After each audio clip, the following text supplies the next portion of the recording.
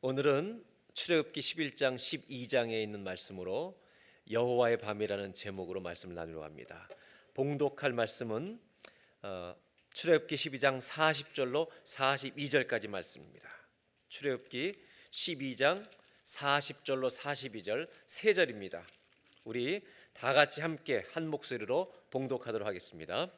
이스라엘 자손이 애굽에 거주한 지 430년이라 430년이 끝나는 그날에 여호와의 군대가 다 애굽 땅에서 나왔은즉 이 밤은 그들을 애굽 땅에서 인도하여 내심으로 말미암아 여호와 앞에 지킬 것이니 이는 여호와의 밤이라 이스라엘 자손이 다 대대로 지킬 것이니라. 아멘. 오늘 42절에 보면 이스라엘 백성들이 430년 동안 애굽의 노예로 있다가 나온 그날을 여호와의 밤이라 부릅니다.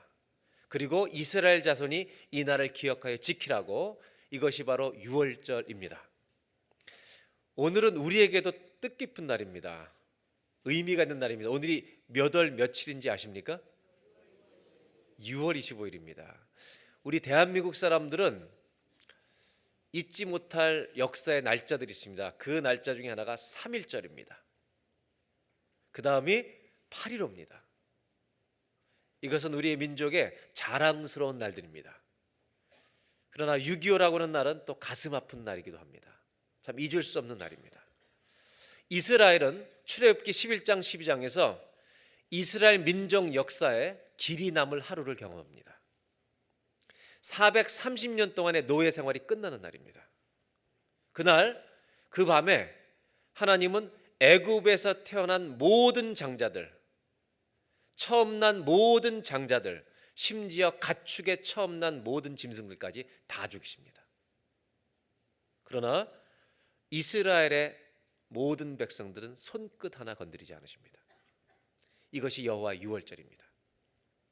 9번째 재앙이 올 때까지 그렇게 안 풀어주던 애굽이 10번째 재앙 유월절이 임하자 이 이스라엘 백성을 430년 붙들고 있다가 놓아버리는 날입니다.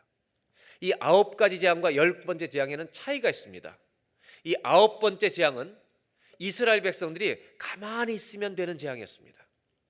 파리가 오든 이가 오든 어떤 재앙이 나든 도표를 보시면 이렇게 됩니다.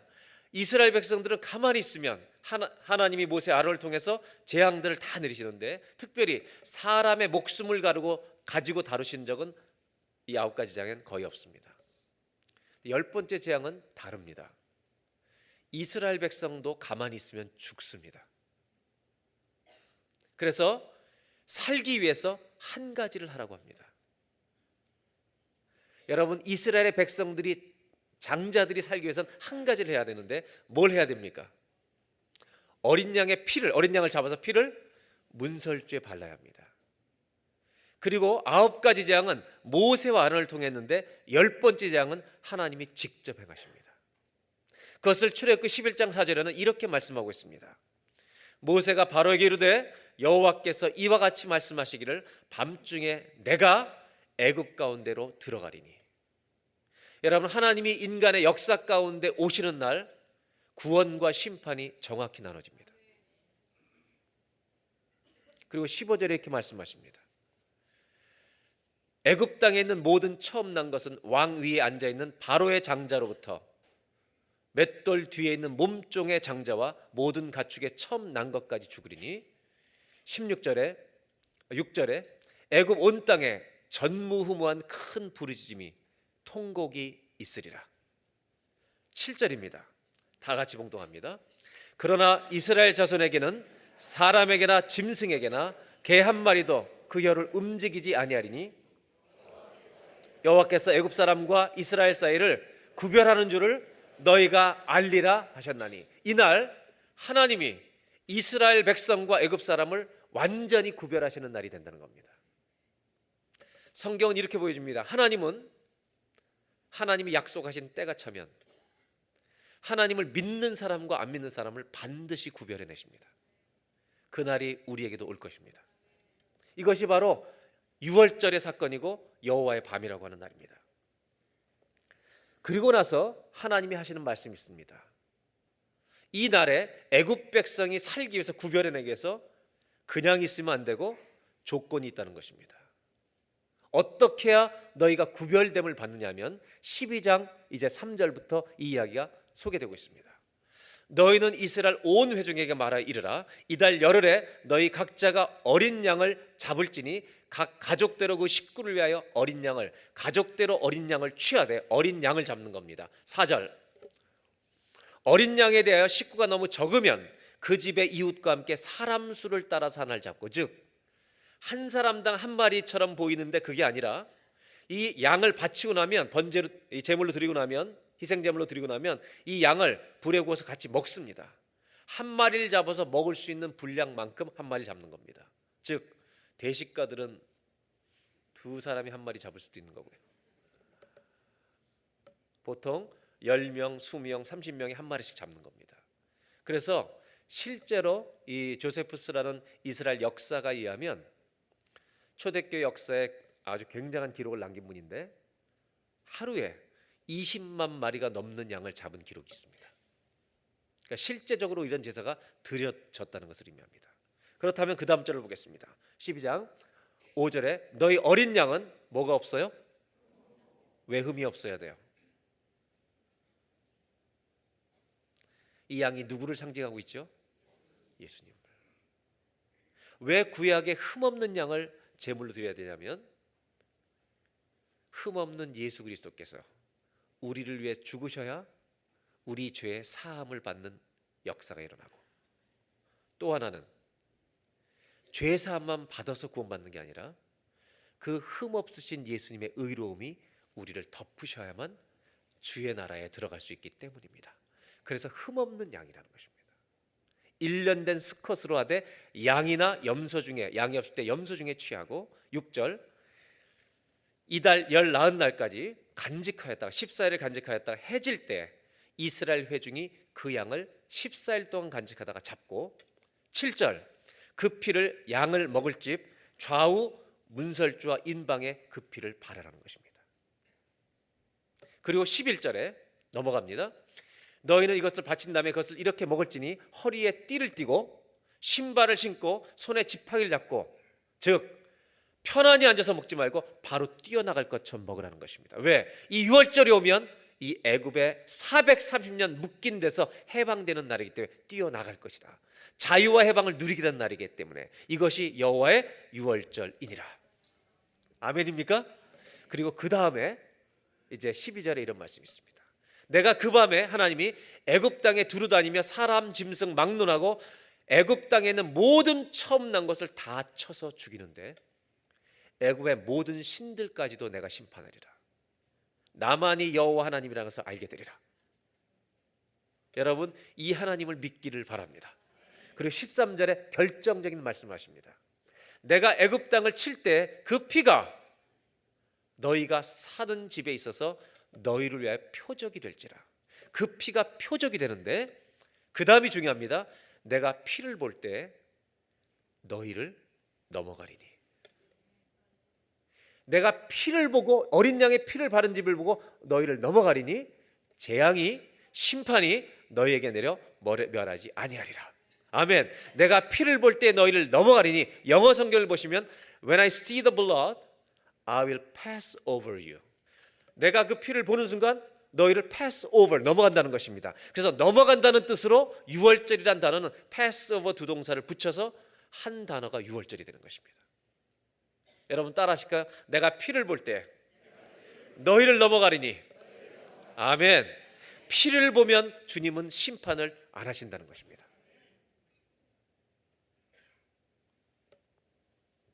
이것이 유월절이고 이것이 기독교의 복음입니다. 복음의 핵심 중의 핵심입니다.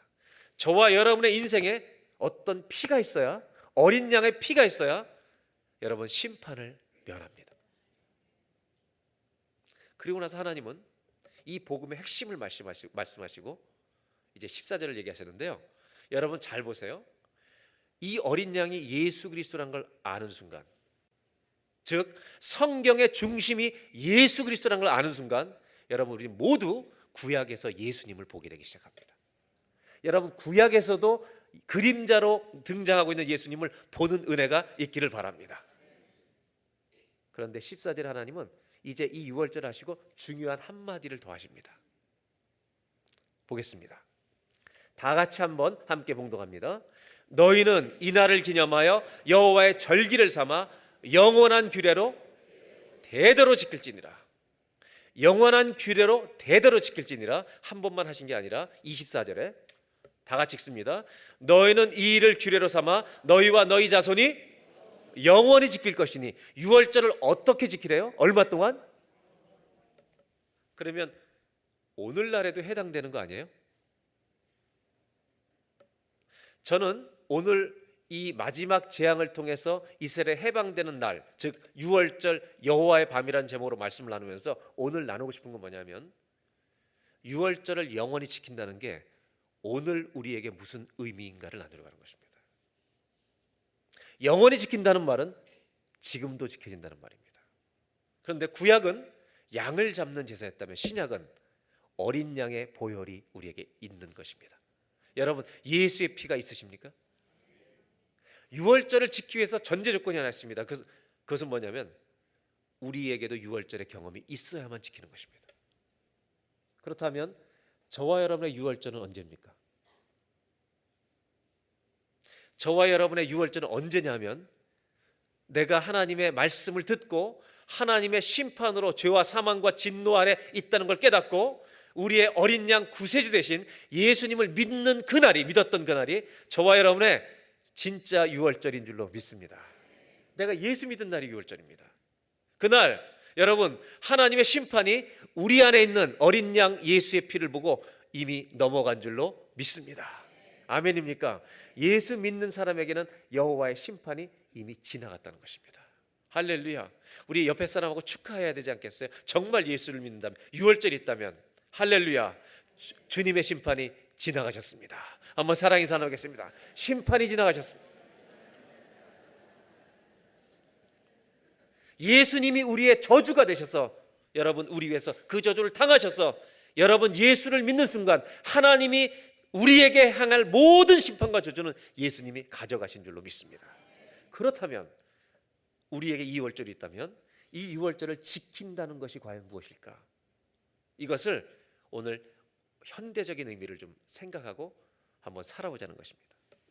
우리 모든 사람들에게는 다 소중한 날이 있습니다. 질문 하나 해보겠습니다. 여러분, 1년에 365일 중에 어떤 날이 제일 중요합니까? 지금 요 얘기를 해놓으니까 유월절 얘기하려고 그러시는데 하지 말고 본능적으로, 영적으로 대답하지 말고 본능적으로 솔직하게 내가 1년 365일 중에 제일 중요한 날이 언제입니까? 언제예요? 자기 생일이 보편적입니다. 제가 여성분들에게만 묻겠습니다. 자기 생일이 더 중요합니까? 결혼기념일이 더 중요합니까? 죄송해요, 너무 어려운 질문을 드려서. 다 중요하죠. 여자분들은 중요하게 여기는 날짜가 제가 볼 때 너무 많습니다. 생일, 결혼기념일, 뭐 처음 만난 날, 참 복잡합니다.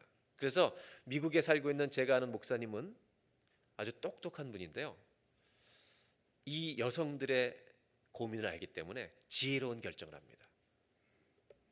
아내가 결혼하면 생일 챙겨달랄 거, 그 다음에 결혼기념일 챙겨달랄 게 분명한데 무슨 날 결혼했겠습니까?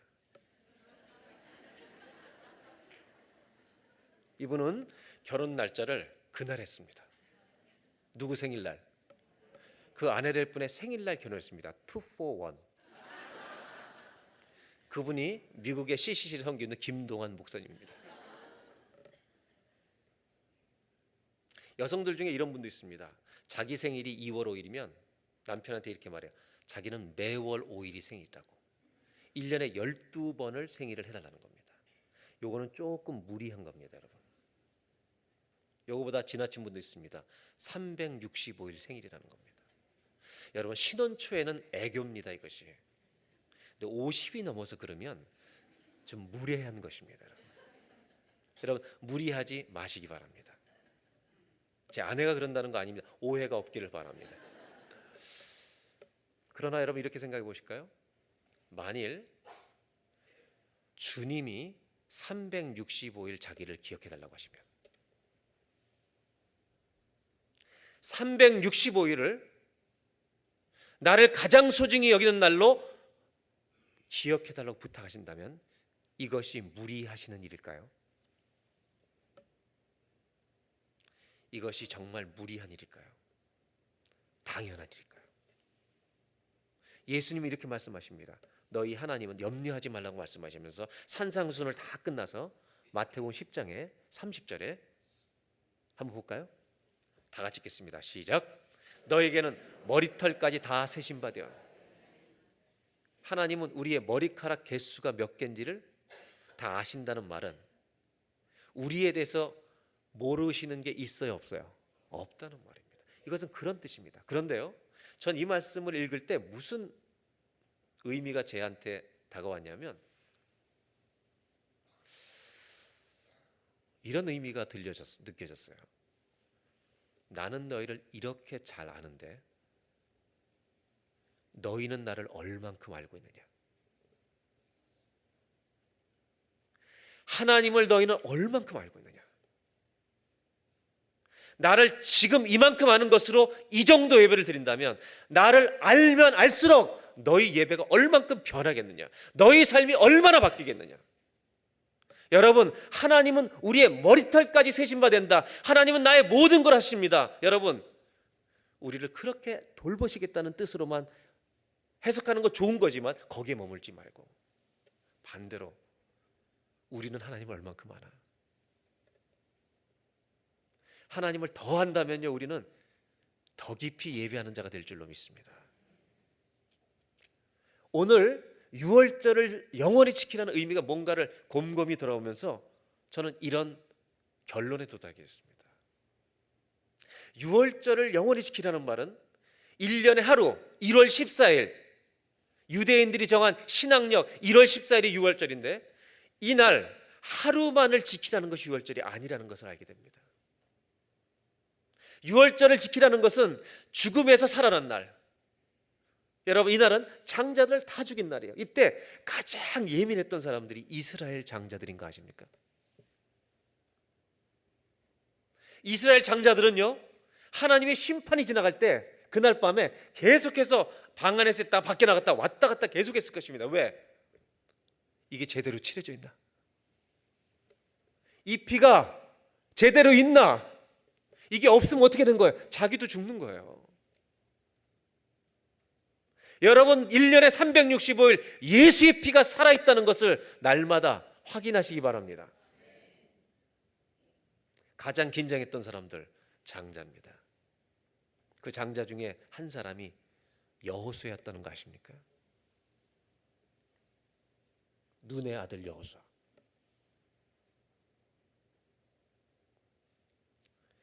유월절을 지키라는 말은 이것입니다.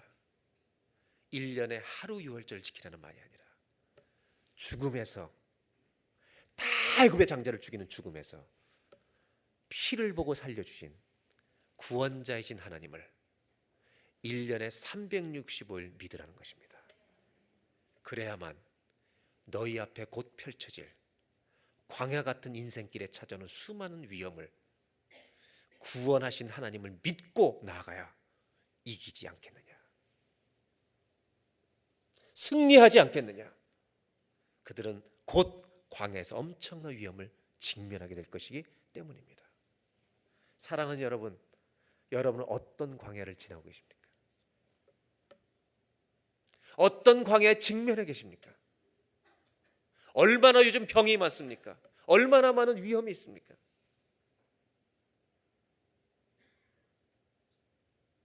우리에게 필요한 한 분이 계십니다. 그분이 주님이십니다. 여기 밴쿠버 리젠트 칼리지에서 신학을 가르치셨던 유진 피터슨이라는 교수님이 있는데 그분은 별명이 목사들의 목회자입니다. 그분은 20년 넘도록 한 200~300명 교회 목회를 하시고 신학교 교수라고 은퇴하시고 마쳤는데 저도 수업을 들을 수 있는 기회가 있었는데 그분의 제가 들었던 과목 중에 잊혀지지 않는 과목이 Jesus and Prayer라는 클래스였습니다. 예수님과 기도. 이분의 강의는요, almost preaching, 거의 설교와 같았습니다. 그런데 이분이 가장 경계하는 게 하나 있었습니다. 그게 뭐냐면 성공주의 목회에 빠지는 것입니다. 그러면서 오늘 미국 교회가 병들어 있는 것을 정확하게 공격한 분입니다. 어떤 행사를 통해서 사람들을 불러 모으고 믿음으로 살지 못하는 수천 명의 교인들을 데려다 놓고 사람들의 인정받는 목회자라고 이렇게 빌어먹을 교회를 만들어버리는, 교회를 질타했습니다. 그리고는 평생을 싸웠습니다. 나는 빌어먹을 교회는 목회하지 않겠다. 종교를 잡으려 여기는 목회자는 되지 않겠다. 그는 끝까지 그 길을 걸어갑니다.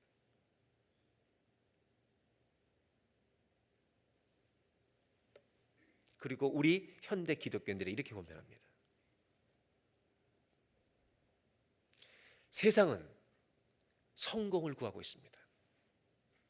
성공하기 위해서 더 많이 일하고 더 많은 책을 많이 보라고 얘기합니다. 그러나 저는 이렇게 말하고 싶습니다. 너무 많은 책을 보지 마십시오. 덜 읽으십시오. 너무 많은 사람들을, 온 세계 사람들을 친구로 만들지 마십시오. 지금도 족합니다. 밴쿠버 사람들 다 친구로 만들려 하지 마십시오. 그리고 이렇게 말합니다.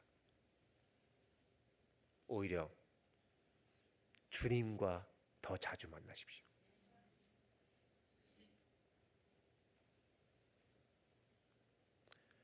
더 적게 일하십시오. 온 세상이 필요한 것은 하나님 한 분입니다.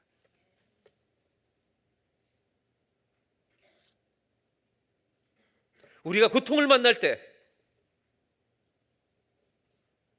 우리 힘으로 해결할 수 없는 문제들을 만날 때, 이 광야의 길을 걸을 때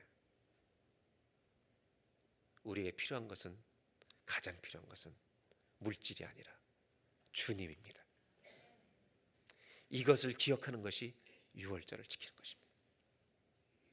저는 유월절을 영원히 지키라는 이 말씀을 읽다가 하나님이 제 가슴을 때렸던 질문이 하나 있습니다. 이것이 첫 번째 메시지입니다. 여호와의 유월절을 영원히 지키라. 이것은 저와 여러분들에게 하나의 질문이 되어 돌아옵니다. 그것은 뭐냐면 첫 번째 오늘 나누고 싶은 메시지입니다. 유월절을 지킨다는 것은 너의 가슴 속에 오늘도 내가 살아있느냐는 것입니다. 1년에 365일 매일 주님이 너 안에 있느냐는 것입니다. 예수의 피가 있느냐는 것입니다.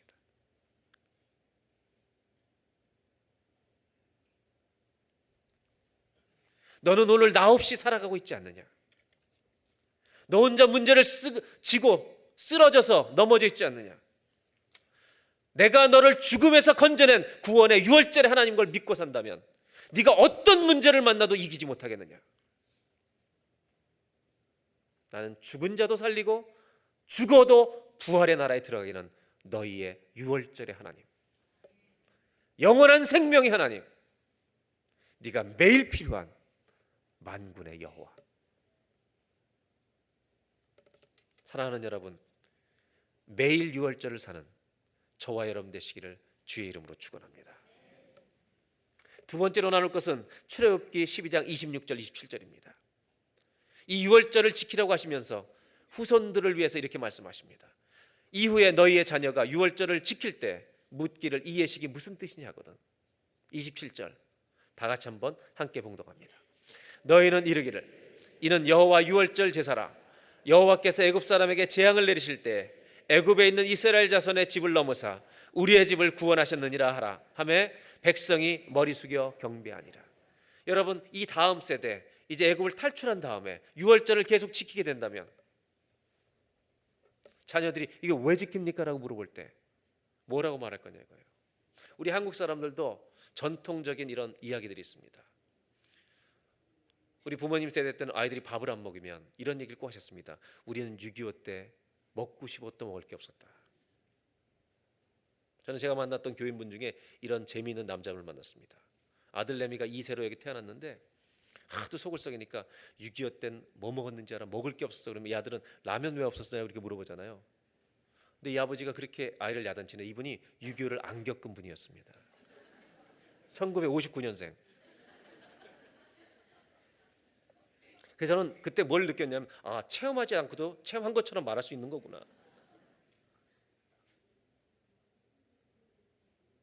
그런데요, 우리 선조들을 돌아보면 저희 부모님이나 저희 할아버님, 할머님 세대, 저희 외할아버님, 외할머님 세대를 보면 이분들은 몸으로 가르쳐 주신 게 하나 있습니다.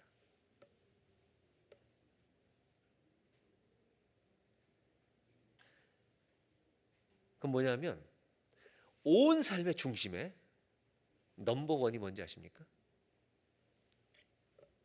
예배였습니다. 동의하십니까? 그분들은 삶의 온 중심에 넘버원이 예배였습니다. 왜 그랬을까요? 이유가 뭔지 아십니까? 일제와 6.25의 고난을 겪으면서 그분들은 몸으로 보여준 겁니다. 야, 이 다음 세대들아, 너희들 잘 들어라. 우리는 예배가 없으면 살 수가 없었다. 고난을 이기는 힘이 예배였다. 여러분, 유월절을 지키라는 말은 후손들에게 뭔지 아십니까? 430년 동안 묶였던 데서 나온 날입니다. 그 하나님을 찬송하는 날입니다. 예배가 생명임을 알려주는 날이 유월절을 지키는 날입니다. 여러분, 유월절을 지키라는 말의 두 번째 의미는 어떤 의미냐? 예배에 대한 얘기입니다. 예배가 살아있느냐 너.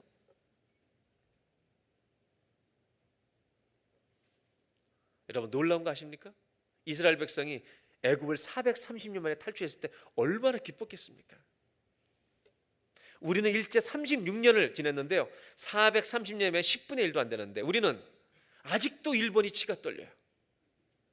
저는요, 출애굽기를 공부하면서 저는 계속 마음으로 이렇게 결정해요. 내가 일본 사람을 용서하리라, 용서하리라, 용서하리라 다짐하고 다짐하는데 위안부 소리 나오면 이거 참을 수가 없는 거야.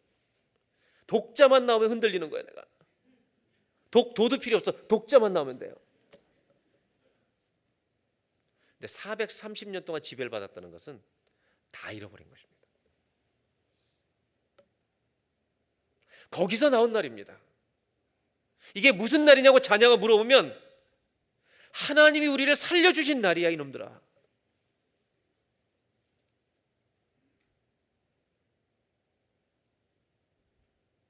사랑하는 여러분, 여러분이 예배를 생명처럼 드려야 그 예배가 그렇게 물려갑니다. 우리 부모들이 예배를 생명처럼 드려야 말로 떠들지 말고 그 예배가 다음 세대에 가는 겁니다. 현대사회의 특징은요, 여러 가지 단어로 표현될 수 있는데 첫째가 스피드입니다. 스피드, 속도. 길면 안 듣습니다. 그래서 저는 굉장히 고민이 많이 됩니다. 저는 우리 교인들에게 정말 존경을 표합니다. 요즘은 20분 설교해야 듣습니다. 200페이지, 100페이지 나오면 책을 읽지 않습니다. 스피드. 그래서 여러분, 젊은 사람들하고 말하실 때 자꾸 반복해서 말하시면 안 됩니다. 두 번째, 케이오스, 혼돈입니다. 어떤 사람들을 폄하하려는 것이 아니라 제가 상징적인 이야기를 하면 볼란세 대통령은 24세 연상의 여인과 살고 있습니다. 미국의 대통령은 24세 연하와 살고 계십니다. 이 두 가지 사건, 두 분이 대통령이 된 것은 가치관의 혼돈입니다. 이 말은 기준이 없다는 것입니다. 이 세대는 사사시대처럼 기준이 없는 것입니다. 세 번째, 종교에 대한 무관심입니다.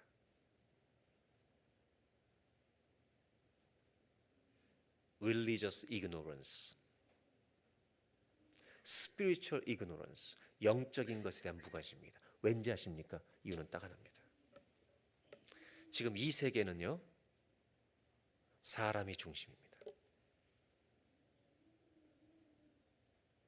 무신론적 계몽주의가 와 있습니다. Atheistic Enlightenment입니다. 어떻게 하면 오래 살까?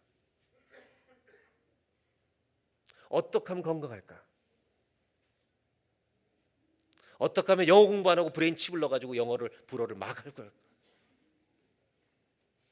여러분, 정말 그런 칩이 들어와서 만약 우리가 뭘 할 수 있다면 공부도 할 필요가 없는 시대가 옵니다. 제가 말씀드리고 싶은 요지는 인간이 중심에 있다는 것입니다. 하나님을 밀어냈습니다. 더 슬픈 소식은 이제는 빌딩에서 유리를 닦는 사람이 힘들어서 스마트폰으로 음악을 들으면서 닦는데 음악 소리가 시끄럽다고 창문 열고 그 줄을 잘라버린 겁니다. 그 사람은 떨어져 죽었습니다. 한국에서 일어난 일입니다. 왜 그런지 아십니까? 내가 중심입니다. 여러분, 유월절을 지키라는 말은 예배를 지키라는 것입니다. 달라스 윌라드라고 정말 아까운 신앙인이요 목회자 학자가 있습니다. 이분은 하나님의 모략이라는 책을 써서 아주 세상에 잘 알려진 분입니다. 영적으로 깊은 분입니다. 많은 사람들이 존경하는 분입니다. 이분은 이런 고백을 합니다. 기독교와 현대사회가 어울릴 수 없는 이유가 있다는 겁니다. 기독교는 거룩을 추구하는데 세상은 성공을 추구하고 있다는 것입니다. 기독교는 거룩을 추구하는데 세상은 성공을 추구하니까 기독교인들이 혼동이 된다는 것입니다. 그래서 이분은 이렇게 말합니다. 기독교인의 성공은 거룩해지는 것입니다. 어떻게 거룩해질 수 있습니까? 여러분, 유월절에 답이 있습니다. 왜냐하면 보세요. 430년 동안 묵고 있던 바로 왕의 파워, 바로 왕의 권세는요, 430년을 붙든 이 애굽 왕의 나라의 권력이었습니다. 그런데 장자를 치는 유월절의 재앙이 맞아 이 강력했던 힘이 다 약해지는 것입니다. 여러분, 주님이 역사하시면 우리를 묶던 모든 것은 끊어질 줄로 믿습니다. 출애굽기 12장 31절에 이렇게 말씀하십니다. 하나님이 어떤 일이 일어났는지 밤에 바로와 모세가 아론을 불러 이르되, 바로가 모세 아론을 부릅니다. 이 유월절 일어난 날, 너희와 이스라엘 자손 일어나 내 백성 가운데서 어떻게 하라고요? 제발 떠나달라는 것입니다. 절대 안 놓던 것들이 이제 놓는 겁니다. 무기력해지는 겁니다. 너희의 말 들어가서 주님을 예배하라는 것입니다. 그 다음 절을 보세요. 너희가 말한 대로 너희 양과 너희 소도 몰아가고 나를 위하여 그냥 가지 말고 축복하고 하라는 것입니다. 33절, 애굽 사람들도 옆에서 말하기를 우리가 다 죽어갑니다. 빨리빨리 보내라고, 재촉해서 빨리 보내라고. 35절로 넘어갑니다. 이스라엘 자손이 모세의 말 돌아여 애굽 사람의 은, 금, 폐물, 의복 구하며. 36절 다 같이 읽습니다. 시작. 이스라엘 백성에게 은혜를 피게 하사 그들이 구하는 대로 주게 하심으로 그들이 애굽 사람의 물품을 취하였더라. 저는 두 번째 이 말씀을 드리는 겁니다. 유월절을 지킨다는 게 왜 중요하냐면, 여러분, 예수의 피를 의지할 때 내 몸을 묶고 있던 모든 죄성과 중독들이 끊어지는 역사가 예수의 피로 임할 줄로 믿습니다. 주의 보혈 능력이 있도다. 사랑하는 여러분, 이스라엘 백성들은요, 애굽에 나가서 이런 얘기한 거 기억나십니까? 만나와 메추라기를 40년 동안 먹이시는데요, 불평이 생기면 애굽에는 고기도 있었고 마늘도 있었고 부추도 있었고, 차라리 이 고생 할 거면 애굽에서 살다가 죽을 거겠다고 여러분, 고무줄처럼 탄성이 있어서 돌아가는 것입니다.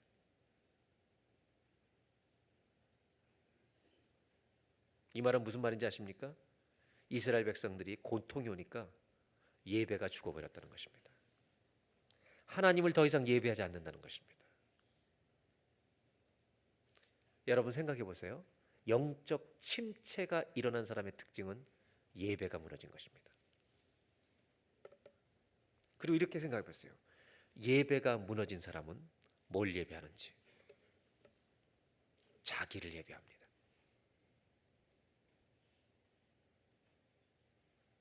모든 대화에 내가 주어입니다.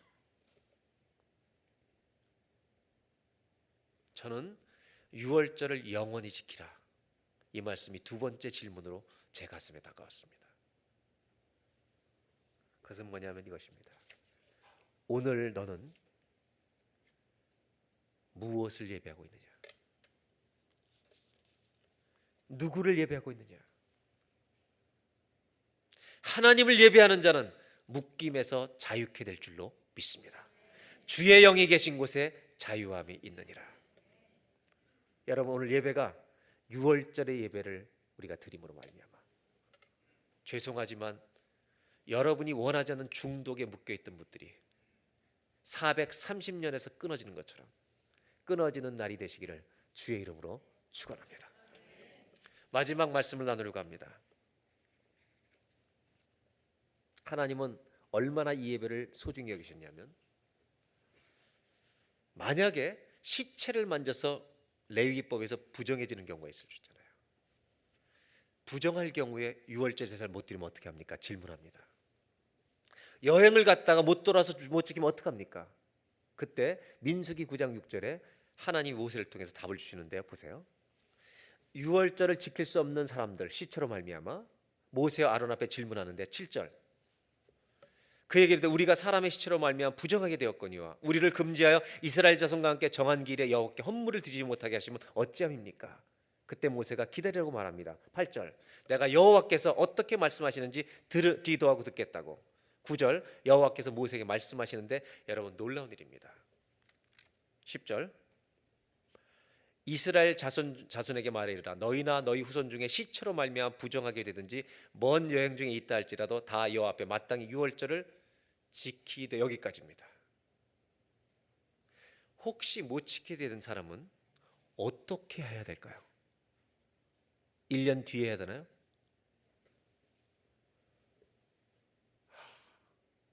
기가 막힌 주님의 준비가 있습니다. 반드시 지켜야 합니다. 어떻게 하는지 아십니까? 2월 14일 11절을 보겠습니다. 그 다음 달 14일에 작은 유월절을, 너의 유월절을 준비하라는 것입니다. 하나님은 1월 14일이 아니어도 좋다, 다음 달에도 예배드려. 여러분,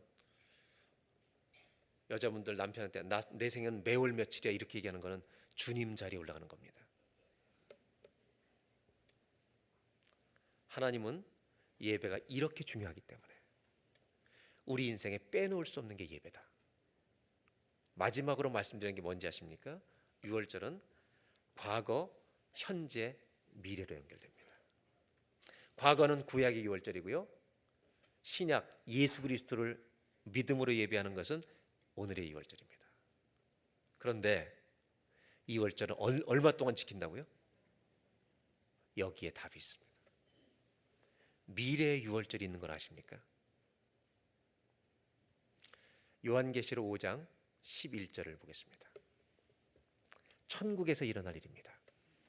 내가 또 보고 들음에 보좌와 생물들과 장로들을 둘러선 많은 천사의 음성이 있으니 그 수가 만만이여 천천이라.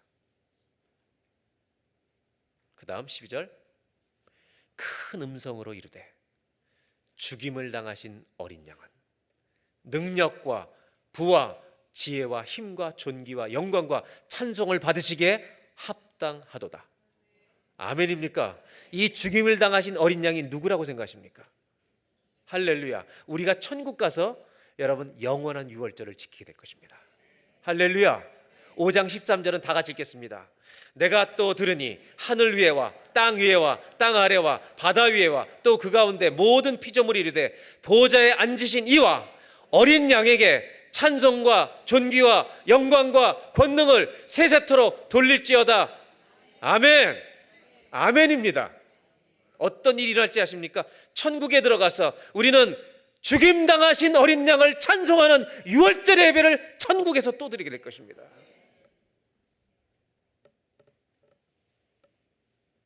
왜 이 얘기를 드리는지 아십니까?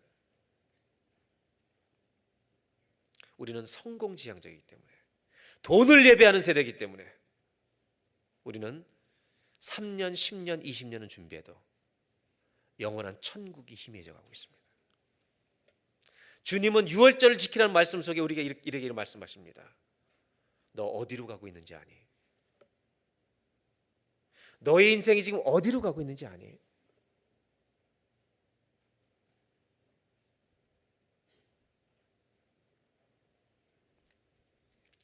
요한계시록 6장 9절 10절에도 똑같은 말씀들이 있습니다.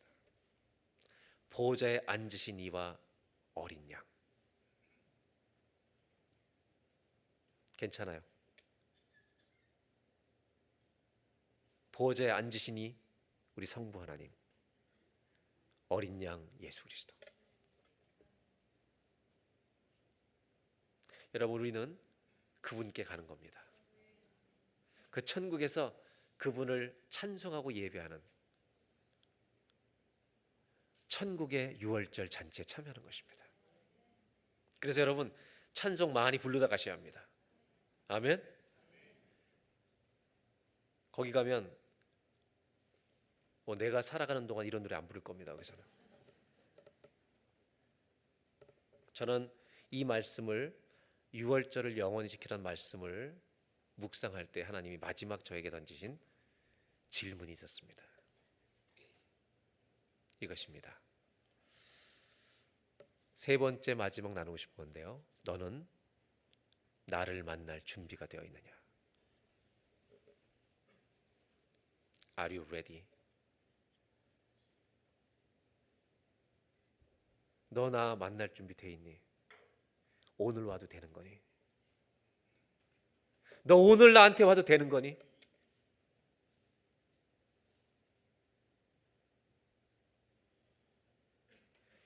오늘날의 교회는 영혼을 잊어버렸습니다. 다시 찾아야 합니다. 여러분, 왜냐하면 유월절은 영원히 지킬 것이기 때문입니다. 퀘벡에 갔더니 퀘벡 라이센스 플레이트는 이렇게 써 있습니다. 여러분 혹시 우리가 살고 있는 이 BC주 라이센스 플레이트에 뭐라고 써 있죠? 영어로 Beautiful British Columbia. 브리티시 콜롬비아는 우리 주가 아닙니다. Beautiful British Columbia. 어울립니다. 근데 퀘벡주는 즈무스비엥 이렇게 되어 있습니다. 제 발음을 믿지는 마십시오. 즈무스비엥. 뭐 불어하는 사람 별로 없을 줄 알고 제가 막 해보는 건데 거의 비슷한 거예요, 여러분. 네, 즈무스비엥인데 이게 무슨 뜻일까요? 자, 혹시 몬트리올에서 오신 분 있습니까? 무슨 뜻이에요? I remember. 내가 기억할 것입니다. 여러분 우리는 Beautiful British Columbia인데 퀘벡주는요 I remember. 나는 기억할 것입니다. 잊지 않을 것입니다. 근데 그럼 하나 더 물어볼게요. 뭘 잊지 않는다는 말이에요? 예? 그건 잘 몰라요. 어떤 사람은 이렇게 말합니다. 영국 놈들. 아니 진짜로 퀘벡주에 살던 사람 그렇게 이해합니다. 전쟁에서 졌기 때문에 그 놈들 우리가 그거 잊지 않을 거야.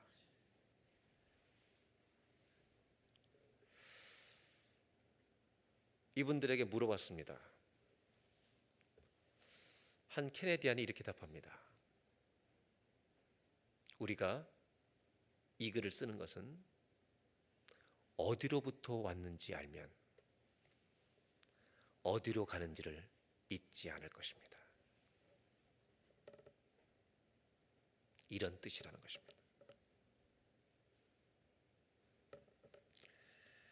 유월절을 지킨다는 것은 저는 주님으로부터 왔습니다.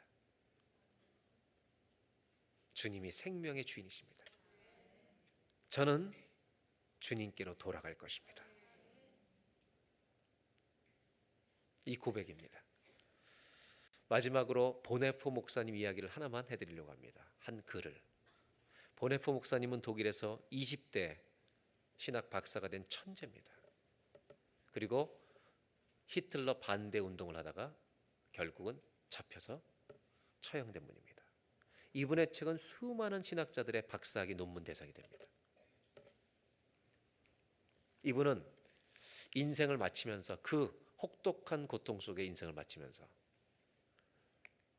신앙이 뭔가를 이렇게 한 문장으로 정리합니다. 믿는 자만이 순종하고, 믿는 자만이 순종하고, 순종하는 자만이 믿는다. 믿는 자만이 순종할 것이고, 순종하는 자만이 믿는 것입니다. 기도하겠습니다.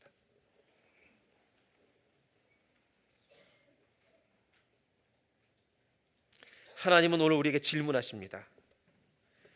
너의 가슴 속에 오늘 내가 살아있느냐?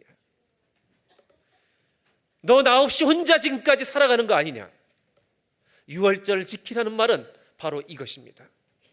네 가슴 속에 내 피가 있니? 너 나와 매일 동행하고 있니?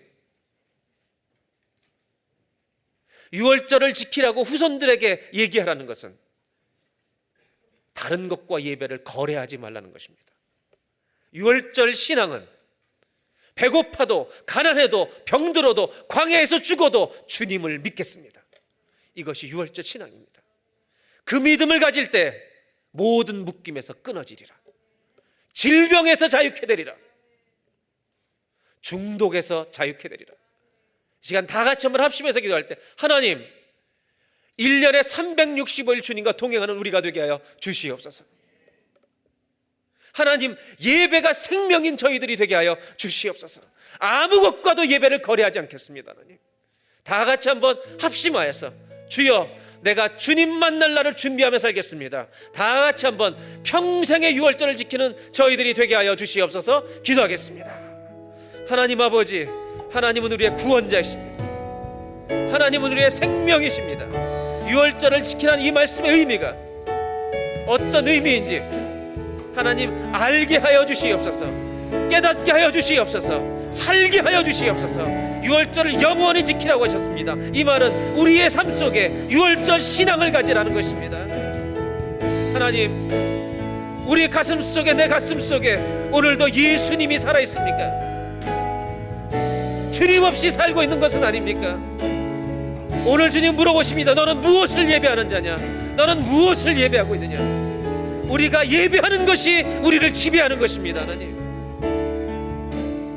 하나님 유월절을 영원히 지키라는 말 뒤에는 그 하나님의 생명의 말씀 안에는 천국의 유월절을 준비하시는 하나님의 계획을 알려주시는 것입니다. 우리가 천국에서 죽임당하신 어린 양을 예배하는 날이 올 것입니다.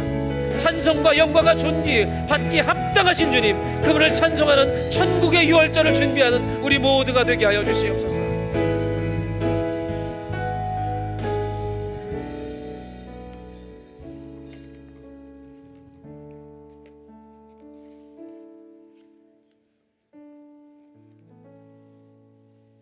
하나님, 우리가 무엇을 예배하느냐가 우리가 예배하는 것이 우리 인생을 다스리게 됩니다. 유월절을 지키라는 말은 성공과 하나님을 바꾸지 말라는 것입니다.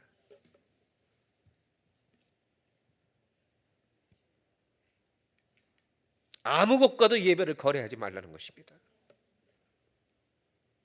하나님, 고난 속에서 지킨 그 예배를 우리는 물려받았는데 예배를 소홀히 여기는 죄를 회개합니다. 용서하여 주시옵소서. 아이들의 세대가 다음 세대가 믿음이 없는 것이 아니라 우리의 믿음이 약해져가고 있음을 고백합니다. 하나님 도와주십시오. 살려주십시오. 일으켜 주십시오. 천국의 유월절을 준비하는 매일의 예배가 있게 하여 주시옵소서. 예수님의 이름으로 기도합니다.